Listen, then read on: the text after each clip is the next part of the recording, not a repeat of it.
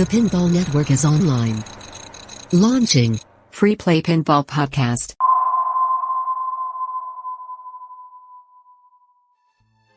Coming at you out of Jacksonville, Florida and St. Charles, Illinois, it's the Free Play Pinball Podcast. Here they are, Amanda Hamilton and Bill Webb. What's up, everybody? Welcome to Free Play Pinball Podcast, episode 14. I am Amanda Hamilton, here with my co-host Bill Webb, and we are joined with two very special guests tonight. Coming off of their release of the Weird Al pinball machine on the P3 platform, we have Gerry Stellenberg, the president and CEO of Multimorphic, as well as Alex Campbell, who is the public relations and marketing manager. Gentlemen, thank you so much for joining us tonight. Hi, Amanda. Thanks for having us. Yeah, excited to be here. Thanks so much. No problem. I'm just so glad that you guys could join us this evening. We're fresh off of TPF. We got to see Weird Al in the wild. We got to play Weird Al in the wild. What do you guys think? Oh, it was a busy show, to say the least, I have to say. I'm just impressed that you're out here already recording podcasts. I feel like all our voices needed a well-deserved break, but the show was amazing. Yeah. But the show was amazing. I mean, we had lines nonstop. I want to say probably 30 to 45 minutes for Weird Al specifically, up until 2 a.m. on even Saturday. But all of our games had very little downtime. I think we brought 9 machines in total, 9 P3s. I mean, like you said, very little downtime. I was one of those people in line. I put a couple of games on multiple machines because the lines were ridiculous to play Weird Al, but I still got a couple of games in. That game is so good. It is so good. It just blows my mind. So what was it like for you guys standing back and watching people play it for the first time and kind of seeing the reaction of the public at this show? Well, even before they played it, we had the perfect spot in this exhibit hall. People would walk in the door, look around, and staring at him in the face would be a big topper with Weird Al's face on it, because they could see the machine straight from the door, right? So you would just see people's face light up. Oh my God, that's the game! Or oh my God, there's a Weird Al machine! Or they were just already excited, and I don't know, people just seemed to jump straight in line when they walked in the hall. It was an easy line to jump into because, like you said, it was right there. I know there was a lot of buzz. There weren't a lot of quote unquote brand new releases at the show. A lot of people have already played Rush. There was an Alien there, but that had a lot of downtime, it felt like to me. You guys didn't seem to have that issue. Like I walked around quite a bit. I came over and chatted with you guys. Not only am I excited about this product, but also I was obviously excited to see you both again. So I think the most I ever saw was TJ taking off the glass to change out a game.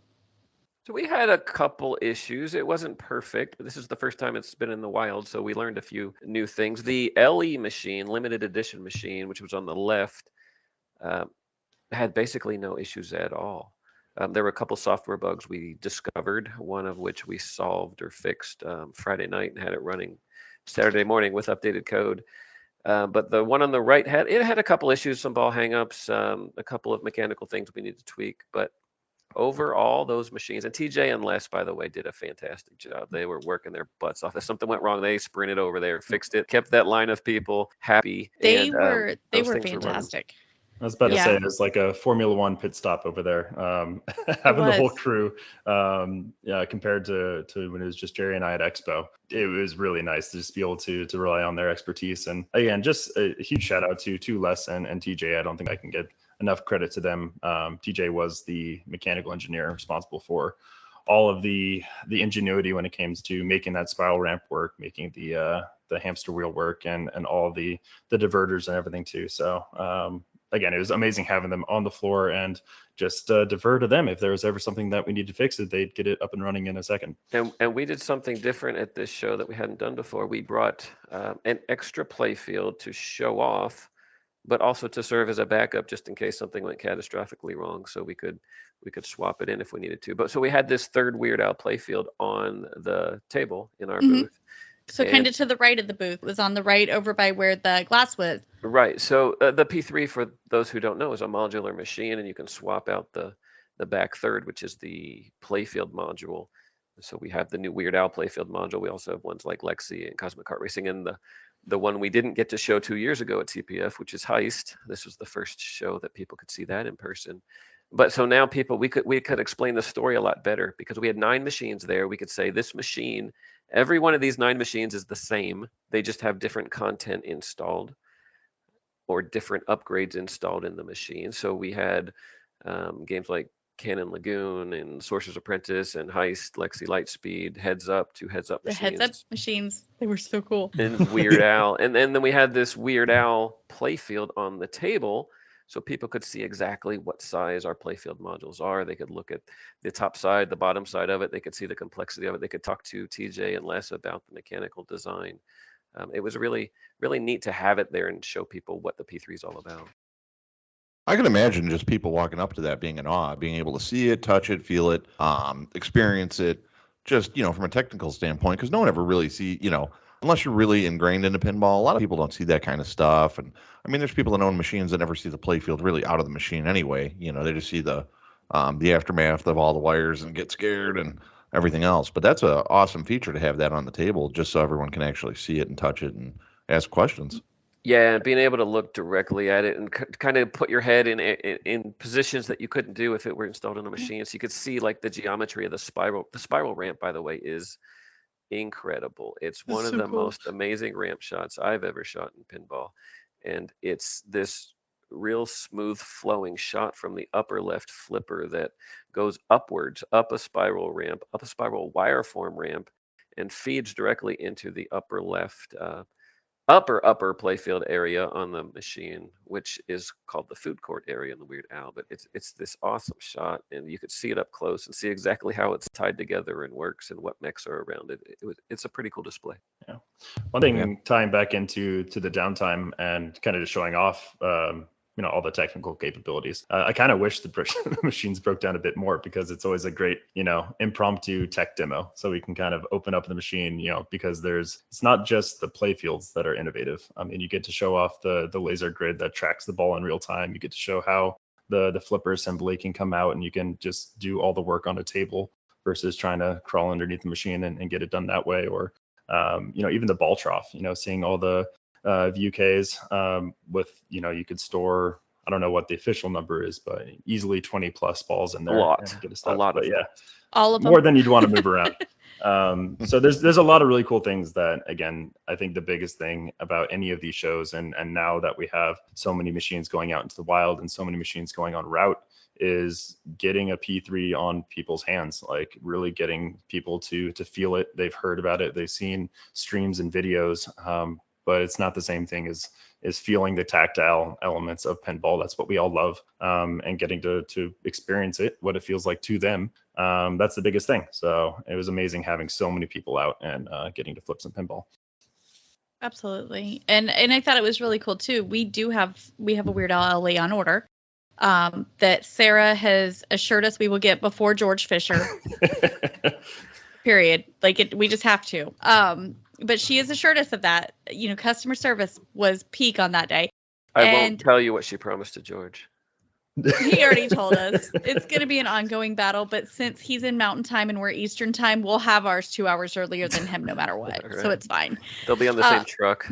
Yeah, right? No.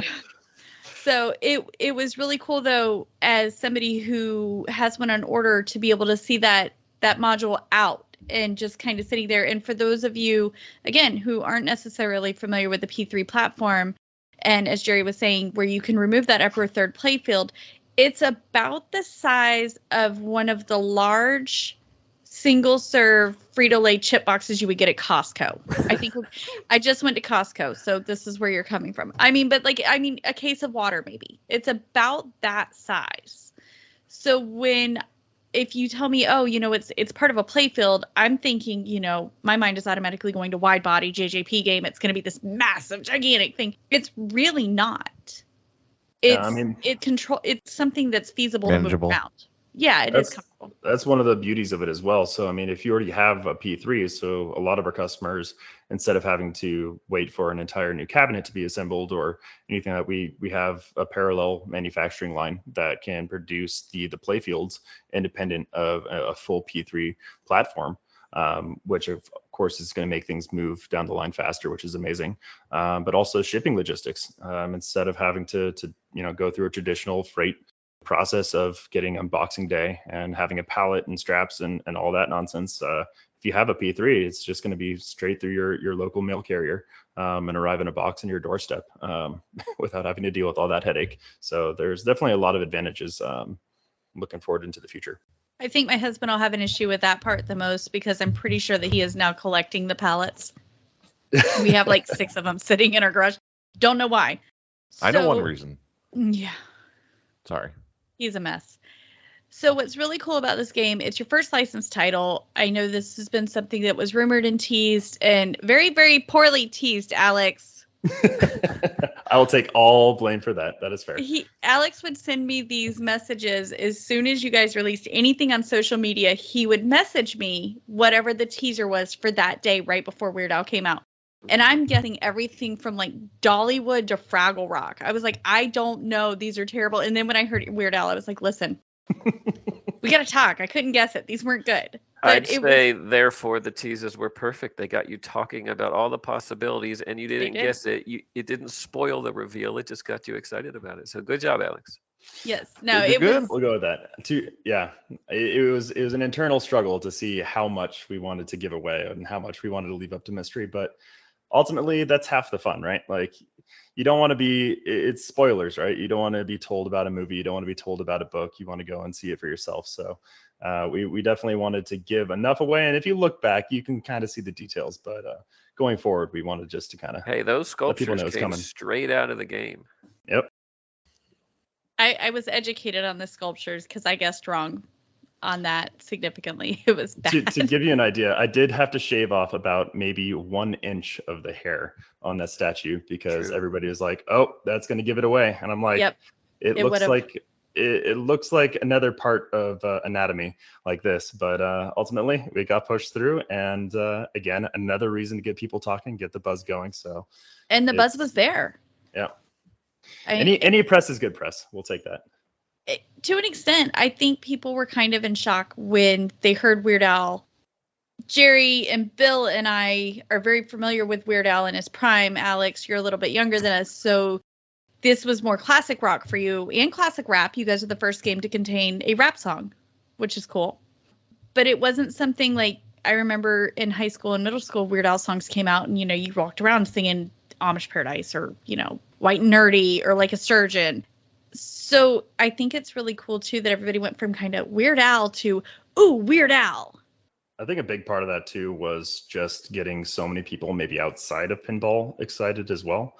I mean, we were incredibly lucky to have Weird Al's team behind us on the launch and some of the marketing releases. And I think when he shared it on his Twitter account, we got up to 350,000 views in the first day, I want to say.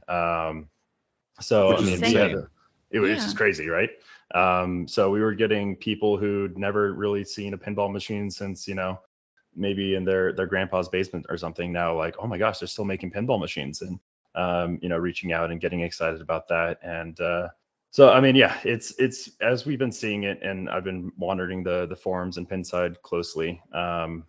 I was very surprised to see as little kind of kickback. Usually when it's a music pin of any type, there's going to be very polarizing opinions, but across the board, I haven't yet to hear about somebody really disliking Weird Al. I've said this since day one, the theme Weird Al, nobody hates Weird Al. Everyone either absolutely loves him or just enjoys his music and has an affinity for other things, but nobody has a problem with him because he's the greatest guy in the world. He's ethical. He doesn't curse. He's awesome. He doesn't do anything bad.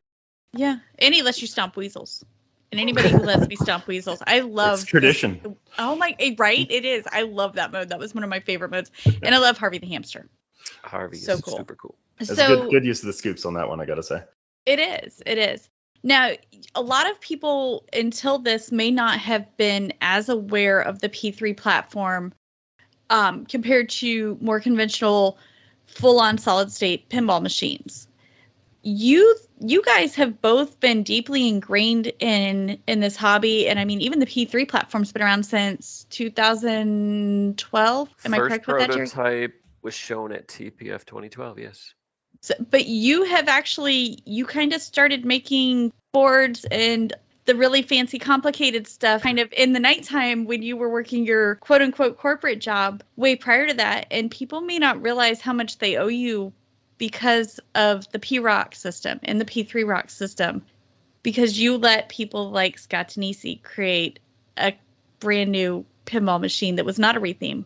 And you let people like Keith Elwin create Archer. He used a P-Rock system. And there's a lot of other home pins that are on this. Well, now you have the P3 platform where people are doing, again, homebrews using that platform. They're creating their own games from it. How is that, like, has that computed in your mind when you stop to think about it of, holy crap, look what I've done?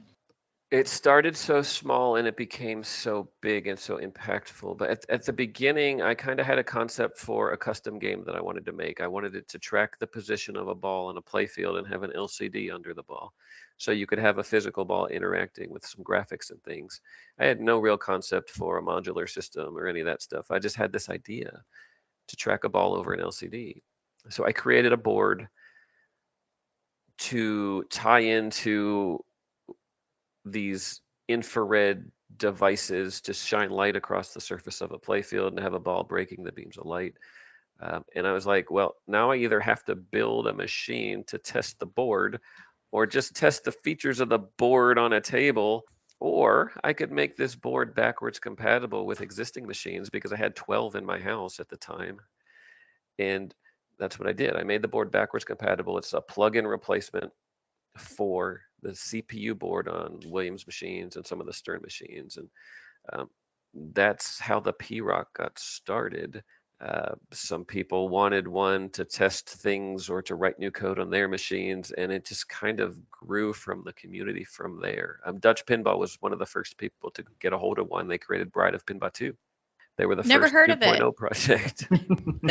Eric Priepke got a hold of it and developed Cactus Cannon Continued for himself, and everyone loved it. Eric Priepke, by the way, turned into a programmer at Spooky on Rick and Morty. Dutch Pinball obviously transitioned into the modern Dutch Pinball, which made the Big Lebowski.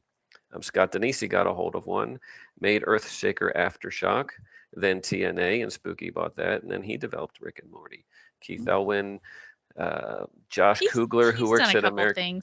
You see me gloss over him because he's a nobody pretty much. Yeah, nobody knows who that is. We can skip him. Yeah. He's old news. I met Keith at a show out in California. He had Archer and we had the P3, and we were literally right across the aisle from each other, just kind of watching people play each other's games. We talked a lot. His brother Randy was there, who did the software for Archer. Both great guys. It was fun to talk through the projects. But the P-Rock community has become kind of a who's who of the pinball industry. There's representatives who built P-Rock projects in almost every major manufacturing company that exists, every pinball company. I look back, and I did this thing because it was fun. I enjoyed supporting people's projects, giving them a chance or a way to create their dream theme or their own project. It's really cool to see how the industry's changed because of that single board. That one day I woke up and I said, I want to create this machine, which led to creating this board that has had a huge impact on the industry. It's really fun to see. And of course, the machine that we wanted to build has turned into the P3, which also has far-reaching ramifications and a lot of growth ahead of it. And we still have a lot of cool things that we want to do. I learned something while preparing for this interview, that P3 is actually an abbreviation of Physical Pinball Platform. And I think that a lot of people may not necessarily realize this isn't virtual pinball. There's physical flippers. This is a physical playfield. You have ramps. You have shooter lanes. Like, this is a legit. No, we don't have a shooter lane. We have everything else. You have a button. We have literally everything else. Ball, trough, balls, bumpers, targets, ramps, toys. Yes. You have the works of what makes a pinball machine a pinball machine. Right. You have the use of magnets in certain games. You have, ball locks. You have multi-balls. Heist has 10 A 10-ball multi-ball or 15-ball multi-ball? 15. Oh, 15. we took the title. It's ours now. Oh my gosh, I still. Multimorphic is now the answer to that trivia question. For those of you watching and taking note, it's so cool to realize and to see the platform. I had played one of your first generation ones on location a few moons ago, and then playing it again at Expo, playing the newer generation at Expo, and then playing Weird Al at TPF just in that 5-month time gap.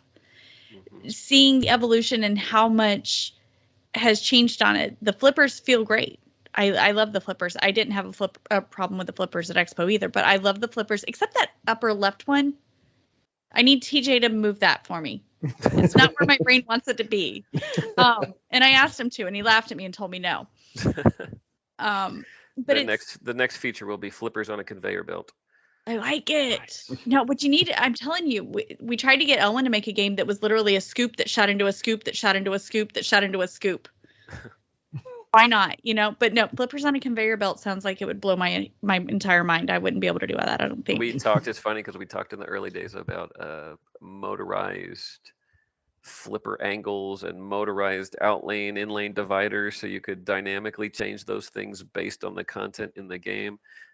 Super complex stuff that would be a pain in the butt to implement and probably wouldn't help the experience too much, but neat ideas. And it'd be like a $20,000 machine if you could actually, Well, cool, we've packed a ton of features into the P3 as it is, and we're really proud of the experiences we could develop with it. One thing to mention too, just because I think it's important for people to realize that they didn't miss the boat by getting in early. If anything, they're able to get games faster than everybody who's jumping on board now. But the system was designed to be modular. So if people had the old flippers and they want to get the upgraded flipper kit, that's an option. So you can upgrade your system as time goes on. Originally there wasn't a back box with a giant LCD screen in the back. If you want to get that, that's an upgrade you can get now with the speaker, the lit speaker box and everything. So the main objective with the P3 is we don't want you to have to trade out a game each time you want the newest and greatest thing. We'd really want to support all of our customers through the entire life cycle of owning a P3. So we have a lot of responsibility to everybody who supported us, early on, and anybody who's getting on board now and into the future, that we're going to make sure that they have the ability to bring in the newest and greatest aspects of the P3's offerings, regardless when you got your first P3. I think it's important to mention. Absolutely. And Alex, you're a streamer as well as you stream solid state games. You work for Multimorphic on the P3 platforms. You kind of have that like best of both worlds. Do you ever have to pop open a game and go, man, if I was at work, this would be so much easier? It's definitely a different experience. I am in a constant battle of, troubleshooting and tweaking things here and there, and nothing's working perfectly, but that's pinball. I mean, that's what we all signed up for. And it's not to say that P3 is infallible either. There's things going to pop up and there's going to be little tweaks in here and there, but that's also kind of part of the allure of, being handy and figuring things out. But yes, in general, seeing how many games and what the games went through this weekend, they're built like tanks. If I brought any of my games, I guarantee it's going to be one of those that's infamously off for half of the show because something's wrong and I don't know what it is. Yep. I don't care what you do to the old games. You can shop them out, change the coils, blah, blah, blah, blah. Coil wire breaks, you're like, what the hell? 40 hours and this thing's still not right, whatever. One of the guys that we were there with, he actually had a game that coil wire worked free, and he didn't bring a soldering gun. And he's like, does anybody have one? I didn't pack one because I didn't think I would need it. I should have known, though, because I'm in pinball. You guys don't necessarily have that issue as much. Well, we go to every show, at least TPF local shows, with a truck full of replacement everything. So if there's a problem, we can quickly swap them out. We had TJ and Les there. TJ's our mechanical engineer. Les is also a mechanical guy. He basically hand built our original prototypes in my garage out of bicycle parts and duct tape and bubble gum. Nice. The original P3s were just kind of cobbled together from materials that we all had on hand. they were there to service these machines to make sure they were running. We had 9 machines in the booth, and some of them are 5+ years old. One of them was our original production sample, and the rest of them were all from our early, the rest of them excluding the new Weird Al machines we had there. The rest of them were from our first production run, because every machine we build nowadays goes to a customer. We have a long backlog, and we're building them as fast as we can, shipping them out to customers, and we don't want to take one off the assembly line to refresh our showroom or our sample set. So we're still running really old machines, and we have customers running the same versions of the machines, and proof's in the pudding. You see these machines, they're still running. We can update them. We can put the new games on them and basically show off the platform that is the P3. And what was really cool, this is doable. I can swap out the games. I can do a playfield swap faster than Bill Webb with one of these. We keep wanting to we want to do a race. We want to set up races with team members, pull out modules and put them in and see who can change them faster. Because every time we talk about this modular platform, someone asks, how long does it take to replace, just to swap a module? Because people are used to Pinball 2000 or some other concepts that took 5 or 10 minutes to swap playfields. Alex, I don't know how long it takes you. I'm so used to it now, I can swap a playfield in probably 30 or 40 seconds. There is a learning curve to it, but no, I think I could definitely. I wouldn't bet my lunch money, but I could beat it in less than, I'd say 50 seconds. I could do it from taking the glass off to everything. Nice. That is so cool. So yeah, we had this module on the table. People could come up and look at it. It was our third. So we had 2 machines with Weird Al. This extra module was also a Weird Al module. And oh, by the way, the playfield module between the standard edition and the limited edition Weird Al machines is identical. We don't change the playfield features based on how much money somebody's paying. I don't like that model. I like giving super fans a way to make their machine look better or have different artwork that might have more references or more hardcore fan features in it or whatever. But the playfields themselves are the same. So we had 3 playfields. An extra one was on this table. People could walk up to it and see it and look at the UHF camera that's on there, look at the hamster wheel or the spiral ramp or any number of these things we've squeezed into this playfield that represent Al and his music. That upper playfield's packed. For those of you who have not seen it, definitely go online. Buffalo Pinball had a blast with it. I got to watch part of that, and I think at like the 2-hour mark, you guys were all just ear to ear grinning. And they're like, okay, guys, we're coming up on our time limit. And everybody's still like, no, wait, we're not done. I think part of that was getting to watch the whole team eat Twinkie Wiener sandwiches. And I was just silently videotaping everything in the background. And boy, was I the winner of that scenario. So come review time. We know where that video is going. Oh, boy. I actually liked it. Steven, well, no, it was Kevin who didn't like it at all. I actually quite liked it. A hot dog and a Twinkie. What that sounds disgusting. Well, one question I have a few questions, but one I want to throw in real quick. From the moment you guys knew you were getting the license till the time you had your pre-production sample ready and everything else, what kind of timeline was that? Because it doesn't seem that long ago that you guys released Heist. I mean, I feel like I turned my head and now this Sorcerer's is Apprentice too, yeah. Yeah. So Heist we released in March of 2020, 2 years ago. We had intended to launch it at TPF that year, but it got shut down due to COVID. Mm-hmm. So this was actually the first show a lot of people got to see Heist in person as well. But between the launch of Heist and now, we released a couple of mini games. I think we released Shoot and Scoot as well in late 2020. In 2021, we developed this entire new rule set for the Cosmic Kart Racing playfield, and that's what is Sorcerer's Apprentice, an entire new game. People already had the Cosmic Kart Racing playfield. This was an entire development cycle, full new software, full new rules, full new theme, full new artwork that people could purchase and download onto their machine and play something different on their machine with the Cosmic Kart Racing playfield. But Weird Al, we got the license signed with the music, which was a separate set of negotiations with the music studios and stuff. We signed all that in the March or April timeframe of 2021.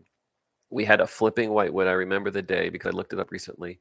July 7th we had a flipping whitewood with every feature that currently exists on the machine. That's a crazy amount of time. Because we I don't mean, have to crazy design a fast. full playfield. We just design the playfield module, and we have friends. Trey Jones and TJ and Les are all really skilled mechanical folks who can take a piece of metal and change it into any shape that you want it to be in. And we have the modular board set that the P-Rock system has evolved into. We have, of course, standard pinball parts, targets and drop targets and pop bumpers. This machine or this game, even with all of the ramps and loops and diverters and toys, it still has 3 traditional pop bumpers as well. We packed it full, but yeah, we designed it in 2 to 3 months. TJ took about a month to build it with help from Trey and Les, and we were starting on software flipping on the whitewood in July. That's insane. I mean, I know, that's just an insane timeline. Absolutely. And I think what's so cool about it too is, earlier you brought up the P-Rock system and how it allowed people like Scott Denisi to create TNA. Scott got to work with you guys directly on the P3 Rock, doing all of the non-musical sound for Weird Al. So that was so cool. The sound is so good on it. Well, yeah, I mean, his music is so amazing. We had no choice but to figure out a way to make the sound amazing too. And Scott's been a big supporter of ours for a long time. He bought into the P-Rock ecosystem a long time ago. He's been active on our forums. He started with Earthshaker Aftershock, which was a retheme of Earthshaker. Then he developed TNA. Spooky picked it up. He designed Rick and Morty for them. That also ran on the P3 Rock system. Scott and I have talked almost every day over the course of the last 7, 8, 9 years. So, but yeah, he reached out to us. Small. Yes, right. Small world. He reached out to us a little while ago, and we had some discussions and realized there's some synergy there, and we could leverage his expertise. TNA is amazing. It's one of the perfect combinations of sound, light shows, music, rules, the art, even the art. It all works together. Yeah, Matt Andrews art, Matt Andrews also did the Weird Al art. Exactly. Perfect combination for pinball. It's high energy. It's fun to play. It's not super complex. You walk up to it, you kind of figure out what to do pretty quickly. It's a fantastic game. And it's not super complex, but it still creates a challenge to make it replayable. I mean, we got one a year ago. I've wanted one for a very long time, and we got one a year ago. And my husband brought up the fact that they're going for an extraordinarily ridiculous price now. Like, people are wanting to buy them, and I'm looking at him going, buddy, over my dead body. No, you can't have my game. This is mine. So we saw how skilled he was with sound development, and we needed someone who could deliver a fantastic experience to supplement the music in this game. And he was a great fit. He did a great job. It was outside of his comfort zone. It wasn't a techno-based kind of game. He had to create sounds that matched the music and the diversity of the music, because as we all know, the songs in this game, the songs in Weird Al's portfolio, span a very large range in content and in vibe and in rhythms and things. They're all very different. So tying them all together was an interesting challenge. Well, and Scott is crazy too. I mean, if you ever see his basement, it's just like a whole sound studio. I mean, it looks like, you got nuclear silo keys hanging somewhere, ready to launch some stuff. And he's also very dedicated too, and he doesn't give up easy. That's the one thing about Scott is he is definitely die hard with anything he does. Yeah, that's one anecdote I can share. Had a chance to talk with him over at Expo with a group of us, and he's whenever he has an opportunity to have a little bit of downtime, if he's not working on something, he wants to be productive. So, I mean, that really just kind of alludes to kind of his ability to become really proficient in this hobby that we're all so fortunate for him to be a part of. If he's going to tinker and figure out something just to entertain himself, it's ultimately going to end up with some great new song or how to make a new sound, or some design for a pinball machine or whatever it might be. again, he just has that personality where he's going to be wanting to create and be productive, even if it's in his downtime, which I think is a rare but obviously amazing skill set for us to be able to have on our team. He's so awesome. I love Scott. And in his downtime, he plays Pogs too. I don't know if you guys got any Pogs. Just a little bit. He kicked my butt. He took all my Pogs, but would then generously donated even more than that to start with. That's awesome. And he's one of many amazing people that were on this team that created this game. We have a whole team of experts at what they do. Mechanical people, Matt Andrews on the artwork, Michael Ocean, who developed the Skeleton game framework. For those of you who are into custom pinball development, most of the P-Rock users these days are building their games on top of the framework he wrote. He was the lead programmer for this game. Greg Goldie also did software.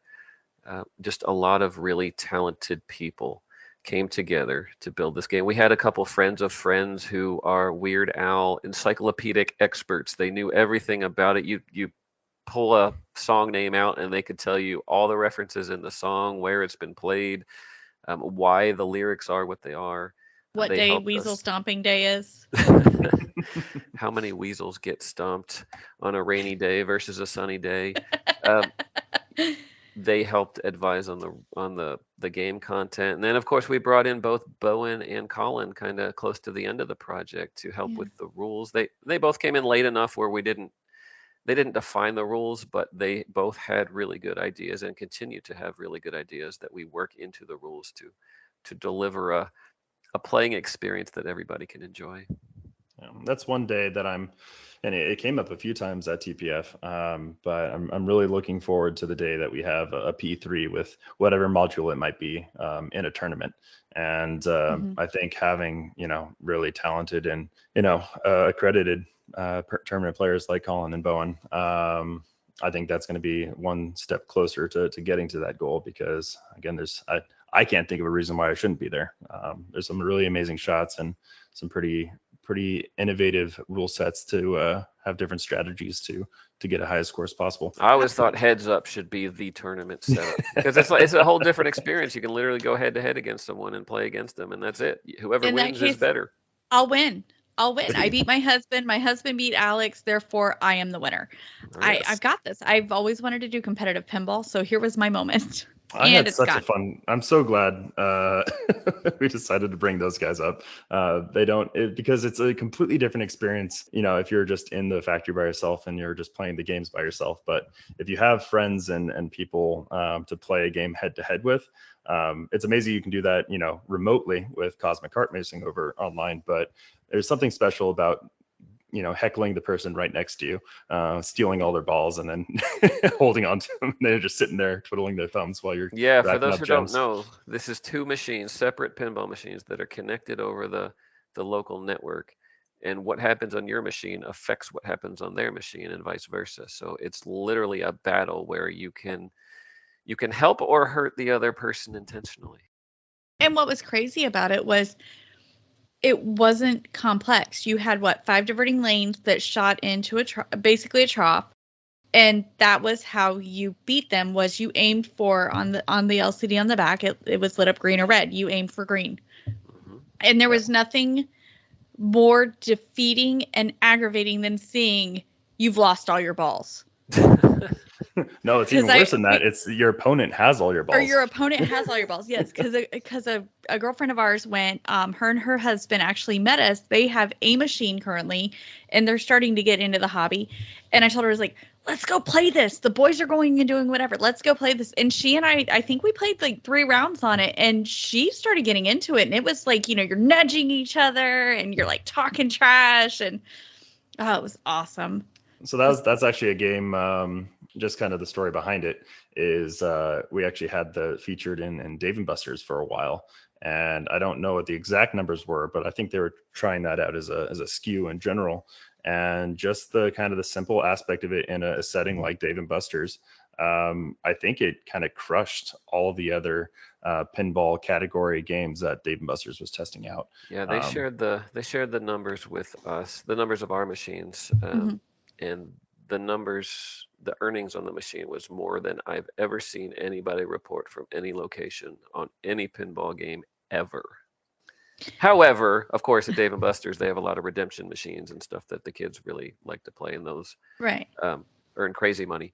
But as far as pinball goes, if you have a location, a family-friendly location, heads up, 2 P3s connected together running heads up is a money maker.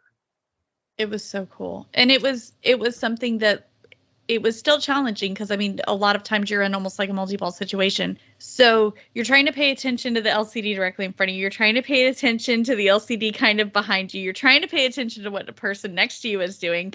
You're trying not to hit the red shots. And it's so, I don't want to use the term elementary because it wasn't. The shots were obtainable if you paid attention, but it was still very challenging, and it was fulfilling to see that you won. Easy to play, hard to master. Yes. Yeah. It really was. It was so much fun. Now, that said, I mean, I wouldn't go against Colin playing it. But, you know, I wouldn't go against Colin playing anything. There were actually a few like tournament people that came up. They weren't even playing, you know, multiplayer. They're just playing to try to get as many gems as possible.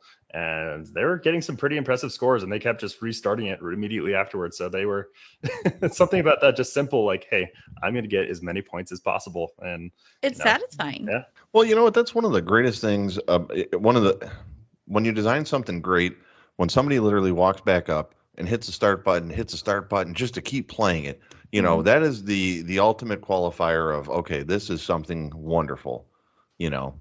Not hit the start button once and walk away. So, you know, that kind of feeling. Thunderbirds.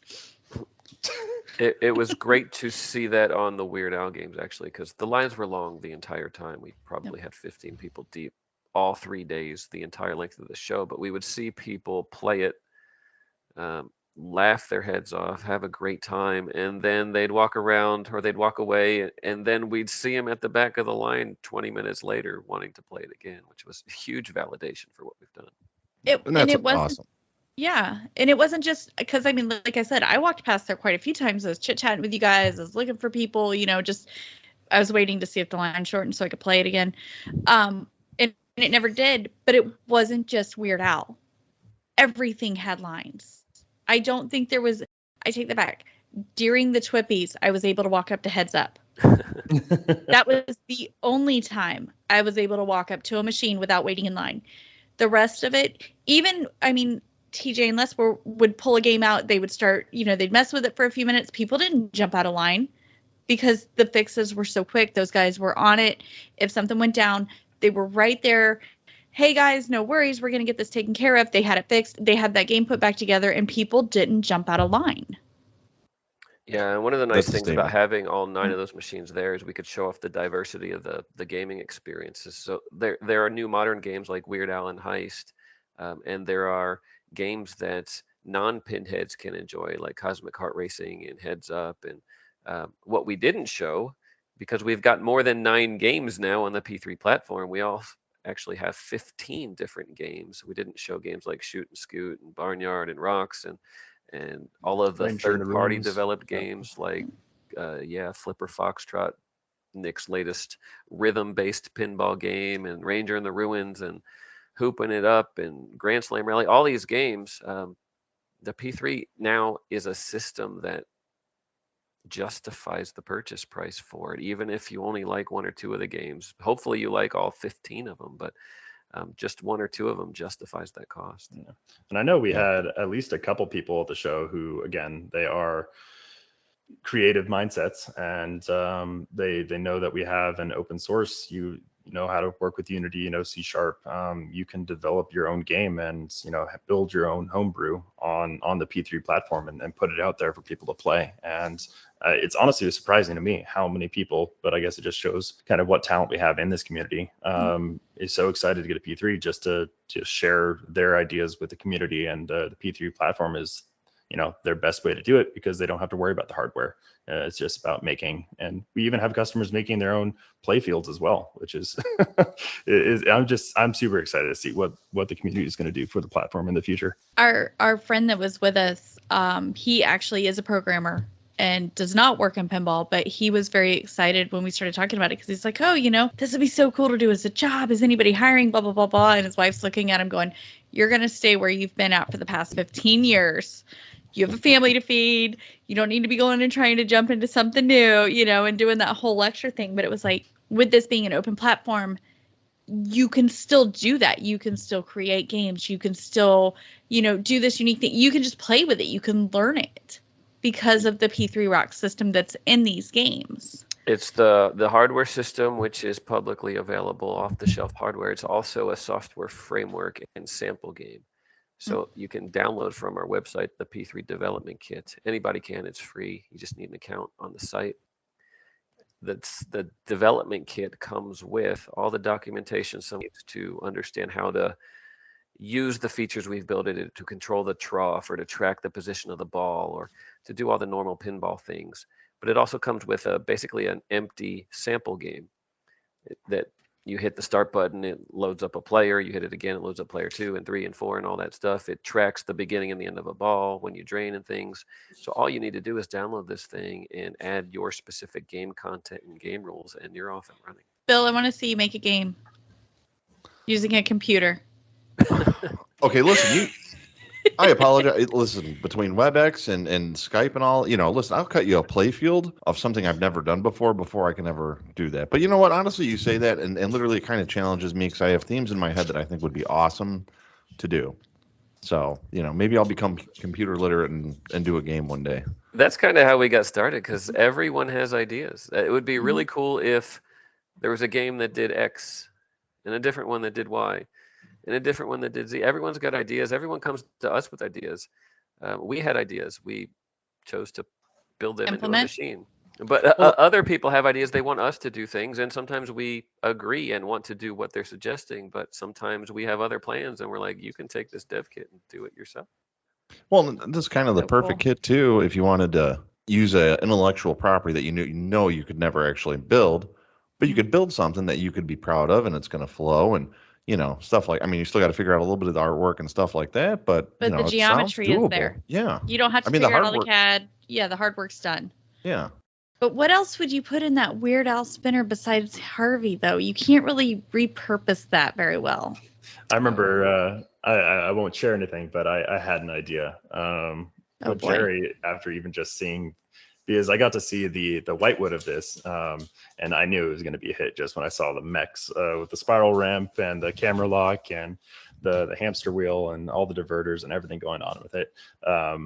It actually kind of gave me a unique ability because I got to see it without the artwork and everything on there. But even with the artwork, I feel like there's some pretty, innovative ways you can repurpose those mechs for a different theme across the board because nothing's too on the nose with one IP versus another. But that's amazing thing what we did with Sorcerer Apprentice. You can get a completely different game just by fiddling around with the code. Even if it's the same hardware, it still feels completely different. And I challenge anybody to go play Cosmic Kart Racing and then go play Sorcerer Apprentice and tell me it doesn't feel like a completely different experience. I love Sorcerer's Apprentice. I don't know what it is about the experience of playing a pinball game. An example, Lexi Lightspeed is this sci-fi based theme where Lexi crashed on Earth. You're in this government compound. You see the graphics of that on the playfield. And then Greg Goldie went and created Hoopin' It Up, which is a basketball game. And it works with the Lexi Lightspeed playfield. And while playing Hoopin' It Up, you see the basketball court on the LCD. Right below this government compound on the artwork on the upper playfield, but you don't even notice it while you're playing. You're just so immersed in the basketball experience because of the power and the size and the content on that big LCD screen. It just brings you into the experience. And that's one of the things, tying it back to Weird Al a little bit, that we've been focusing on with the P3 is this LCD screen, which is really just a replacement for the painted piece of wood in any other game. It still has the mechanical mechs over top of it and whatnot, but this LCD allows us to create gameplay experiences like no one else. We can tell the story of a game. We can create modes that tell the story. In the Weird Al game, we tell the story of the songs, and each song has its own unique content. It's about food, or it's about stomping weasels, or it's about business. Doing surgery. Yeah, like a surgeon. Mission statements about business. Being stuck in a petri dish, which I think still should be, for the record, a petri dish. I'll throw that out there on the record. I like where your mind's at with this. So this LCD gives us the ability. We could do music, we could do movie pins, TV shows, anything that you can deliver a story through imagery. We can probably deliver an experience that fully immerses you into that game. And that's where I think pinball's going in the future. It started out as dings and bells and stuff. It then added displays in the back box to tell a little bit to explain the action on the playfield a little bit. And now with this big LCD screen on the surface of the playfield, we can tell the full story of the. While it's still physical pinball, it's not virtual pinball. It is. Those flippers are snappy. I like them. Everything that I've heard from everybody across the board has been positive. Like, people that I know don't like anything. Like, there's people who don't like puppies that like this game. And I can think of a few right off the top of my head. I have not heard anything negative about the game from anybody who's played it. I've heard nothing negative from people who haven't played it, who have watched gameplay. I heard a few mumblings, when it was announced, oh, Weird Al, of all the licenses, Weird Al. And then they saw it and it was like, oh, it makes sense. His music makes sense. Like you guys said, his music tells a story. Your platform is able to convey that story very well. And it's so diverse. It's not like a concert where you're going to have the concert theme. It's literally you were telling the story of the songs. Yeah. How did that get tied in with the museum, though?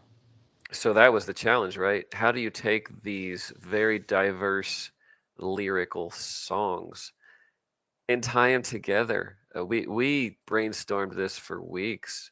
And Steven Silver, by the way, the creative director, was also the creative director from Heist. He is a guy who creates videos and video content for other products, generally for his day job. He is a very creative thinker, and allowed us to bring a lot of stuff together. But the whole team got together. We brainstormed this for weeks. We were like, should we create a universe? Should we, do something with TV shows or time machines? Or we had all sorts of weird ideas that would be implemented in a very different way. But someone said museum with physical objects that kind of can connect you with a particular song, and it all came together very quickly after that, because you can take almost any song, you can represent it with some kind of object that might be in a museum, and you can use that as your conduit into that story. And it's cool because that main screen with the Weird Allosaurus Rex, which is what I've named him now, standing on that pedestal, he dances, and the tiles, it tracks the ball, which is really cool. And for those who aren't quite sure what I'm talking about, go back and watch the Buffalo Pinball, the video on demand of playing this, and you'll see as the ball moves over the screen on the playfield, the upper LCD will actually show that tracking across it, and you see the Allosaurus moving along with it. It was just that attention to detail alone is something I kind of pay attention to a little bit more now than I think I did when I first got into pinball. And I think it's so cool that you guys took the time to really look at, whether it be Steven or whether it be Michael Ocean, Steven Silver, or Michael Ocean. Friends. Bowen Cairns is a huge Weird Al fan. Colin is a huge Weird Al fan. A lot of people. Yeah, like everybody that's on your team, and you guys have such your team has grown in leaps and bounds. So all of these individuals, they have all contributed to this, and really, like, they've looked at all of it. They've looked at every facet of it and said, okay, wait, we're missing something over here. Let's what if we did this? Let's make sure we pay attention to this. Let's make sure, when Harvey the hamster is running, that wheel needs to work. He needs to run, but he can't be glued to the wheel. So Harvey actually kind of like wiggles. He kind of moves in the wheel like a hamster would. There is so much innovation in it. What's next for P3? Because you guys have kind of blown it out of the water on this one. So what are you going to do now? Well, if the team had their way, they'd keep working on this one for a couple years, continuing to add all those details that would build on top of these. And that's saying a lot, because if you play this game today and then play it 6 months from now, you'll still be seeing new things you hadn't seen in the last 6 months. There are layer upon layer upon layer of weird references and subtle things and things about the UHF movie and little details in all of the songs, and details from other songs that aren't included in the game are also in there. But moving forward, I mean, our whole deal is we want to create fun new playing experiences for people. We want to create new content. We, of course, are going to continue making games, including both playfield modules and add-on games and add-on features. We want to work with third parties to do additional games. I suspect someday there are so many P3s out there that there are other professional organizations, big companies that are making content for this machine. We're building that user base now, and we will continue to grow it with more games, hopefully some of which that are licensed and some that are original. We'd like to continue doing both. We have huge plans, high hopes, big expectations, and a large set of features we want to implement. Yeah. I mean, I think one of the big things to see at TPF, and I knew this was going to be the case, is just it was cool to see it in practice. So many people that have been watching the growth of Multimorphic, watching the growth of the P3 system through all the different iterations, and always thinking it was really cool, but I don't know if it's going to stick around. I don't know if it's going to make the test of time. And a lot of people pulling the trigger and putting deposits down like on the spot because they'd been convinced. They didn't get to see Heist, unfortunately, just because of COVID and everything.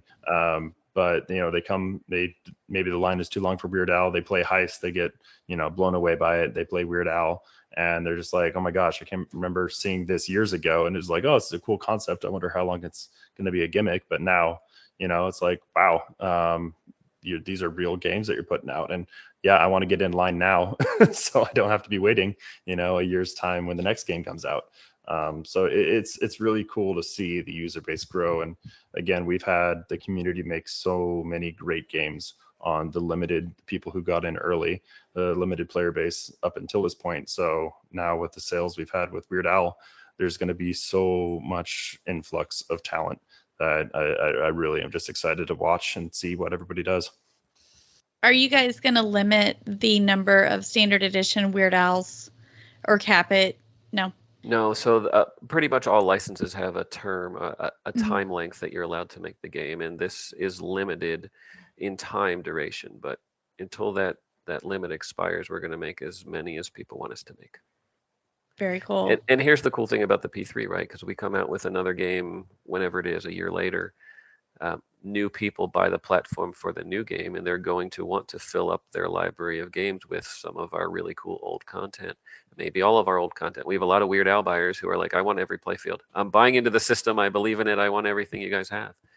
So the next few years, when we're coming out with new content, we'll also have people wanting to buy old games, Weird Al, Heist, Lexi Lightspeed, all those things, and they'll still be able to do that. Awesome. I think a good clarification too for people who are just curious how it all works. The playfields, think of it as like an old, Super Nintendo cartridge, or for my generation, a Nintendo 64 cartridge. The game is tied to. Did he just say he's young and we're all old? Is that what he said? I think that's what. Yeah, there there's was shots think of it like fired the on Atari that one right 2300, and I'm playing PlayStation. That's cool. I get it. Or the Dreamcast. We know what a disc is for like a PS5, Alex. Jeez. Oh, what's a disc? I just remember the iPad. Like there was discs before. But no, the games. So if you did have another buddy that had a different playfield of on the P3 platform, they're not tied to the specific account. So if you buy a mini game, that's going to be tied to the cabinet. So if you ever did sell the cabinet, you're increasing the value of your P3 because you already have XYZ mini games installed on the system. But the playfield themselves will unlock that code for your system. So if you get a Heist from a friend, he brings it over and you don't have one, you plug it in, you're able to download it right then and there and play it. And then you take it out and you could reinstall a different game. So, it's, if you buy a game, it's not stuck to you. If you wanted to trade just the platform or the playfield itself away, you are able to do that.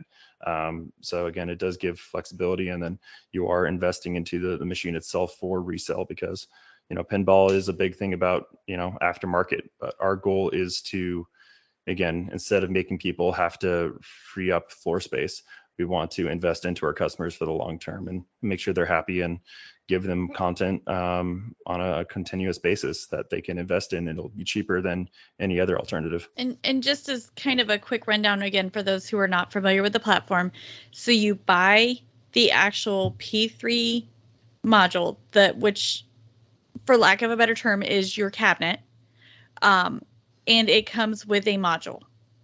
So we've now broken that up because we now have customers that have so many games they want to actually buy second cabinets and third cabinets to have multiple games active at the same time. But we sell the base, we call it the base P3 machine. It's an $8,300 purchase. And then you add whatever games you want to it. You can add Weird Al game for $3,000 or Heist for $2,750 or Cosmic Kart Racing or Lexi Lightspeed for, I think they're $2,600 now. You can choose what you want to build the machine with. We have discounts if you buy more than one at once with your machine, and people can pick and choose what they want. So up front, we ask for a deposit to lock your place in the production line, and then we don't ask for any more money until your machine's on the line. We don't even need to know necessarily what games you want to ship with the machine until your machine's on the line, because we can kind of build the games to order at that point. And I can vouch for that because you guys actually reached out. We deposited for Heist. And when Weird Al was released, we had the option to change our order because we were quite a ways ahead in line since we had ordered it prior. And with production issues, I completely understand the delay, so it's not a big deal. It worked out perfect for us because then it was like, you guys released your licensed game. We're jumping in front of George. We're jumping in front of George. We were trying to tell everybody at Expo and everything. So we're really appreciative. And everybody, I get asked daily, like, oh, if we do this, can we get a special deal? We want to honor the people that, believed in us early and took a chance and got in on the system. And we're not going to, cheat anybody in line. We want you to get your game. And then moving forward, anybody with the platform now, it's going to be the same story with the next big release and launch. So, and what's really cool too is, Gerry, you were just telling us, we have these games that are this amount and this amount, but if you have these third-party creators, so if I have Heist or Sorcerers or Weird Al and a third-party content creator actually provides something, that game may actually be free. So I could actually potentially get almost like a beta type game from a third-party content creator for free. And again, I'm playing a brand new game. Right. Hoopin' It Up was released for free. Grand Slam Rally was a few $100s on the Cannon Lagoon playfield. A few $100s for a pinball machine. Nick Baldridge's Ranger in the Ruins, one of the most beloved add-on games for the P3, $150. That's insane. Yeah. That is so, and it increases the value of your machine. That's right. And to Alex's point, people who bought into the P3 6 months ago and had a 4 or 5 month wait queue that since has extended into 6 or 7 months, you made the same point, Amanda. They basically got first dibs at Weird Al because they were already in the build queue. Now, a year from now, so we have a 12-month backlog now, 12 to 13-month backlog because we got so many orders for this machine. And in 12 or 13 months, I can't guarantee it, but we'll certainly be very close to having a new game. And if people wait until then to order P3s for that new game, they're going to probably have a wait list or a time to wait as well.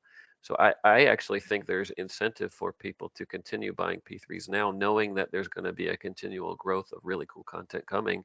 And they can basically, it's not jumping the line, it's getting into line and staying in line as we continue to release content. So awesome. That's a great point. It is. Well, we have held you guys up for quite a bit. I have one final question. I figure we'll stir the pot a little bit, cause a little controversy, because that's the type of show we are. Jason Knapp from Knapp Arcade released a very interesting kind of op-ed today. There is a very minor spot on the back box above the LCD. It's kind of the perfect spot for a camera or something like that for streamers. So is there a little bit more that we haven't seen yet from this P3 platform that you think could kind of blow people's minds moving forward in the future that other manufacturers haven't even begun to think of yet? Are you talking about that spot in the back box where the printer ran out of ink? Yes. It's weird that it was the same spot in all of the glasses. It's very odd. And he ran out of ink on every single one of them. It was really wild. You guys Well, need no, a new the problem printer. is when they were designing the artwork, they ran out of black, and that kind of stuff. So they just left that little. It's fine. It's fine. Photoshop, Nobody will notice Photoshop it. has a reserve of how many pixels you can change the color. COVID logistics and supply chain has really made the cost of black in Photoshop go through the roof. So again, I swear, we want to deliver those cost savings to the customers. So we'll do whatever we can to make it as cheap as possible. So all we'll say, Amanda, is that people who bought the first P3 have had access to upgrade their machine for every new feature we've come out with since then. And we are not stopping.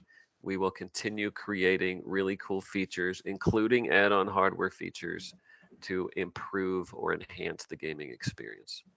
Awesome. I'm excited. I can't wait to see what's to come. I can't wait to see our P3. I can't wait to tell George that we got ours before him. Guys, I know you're exhausted. I know it was a long weekend. Thank you so very much for taking the time out and talking to us. I think this is the first interview after TPF and after people got hands on it. So I'm honored and flattered that you agreed to do this with us. I'm stoked. I can't wait. Thank you, guys. I wish I could have seen you again at TPF, but you guys are going to be up at Expo again, right? Yeah, we'll see. We certainly hope so. We have plans to get this machine in front of a lot of people. Hopefully we work with distributors and customers who are all excited to show it to people, and we'll certainly hope to be there. Thank you both to you, Amanda and Bill. Thank you for having us on. We love talking about it. This weekend was crazy. People loved playing this thing, and we can't wait to show it to more people. It's awesome. Looking forward to seeing it. No, and a pleasure talking with you always, and it was great seeing you at TPF, and I can't wait until the next event where we all get together. And it's amazing getting kind of past this COVID period of the world and hopefully get back to normal a little bit. I think operators everywhere are going to be grateful for that. Absolutely. Absolutely. Yes. Well, I think that's a wrap for episode 14. Bill, any parting words for us?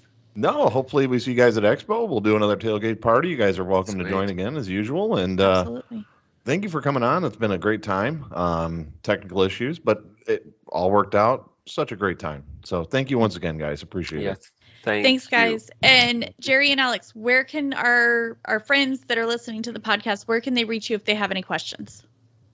Multimorphic.com is your starting point. You can get on Facebook and Instagram and Twitter. We have accounts on all of them. We're pretty easy to find, and we're always happy to and looking forward to hearing from people.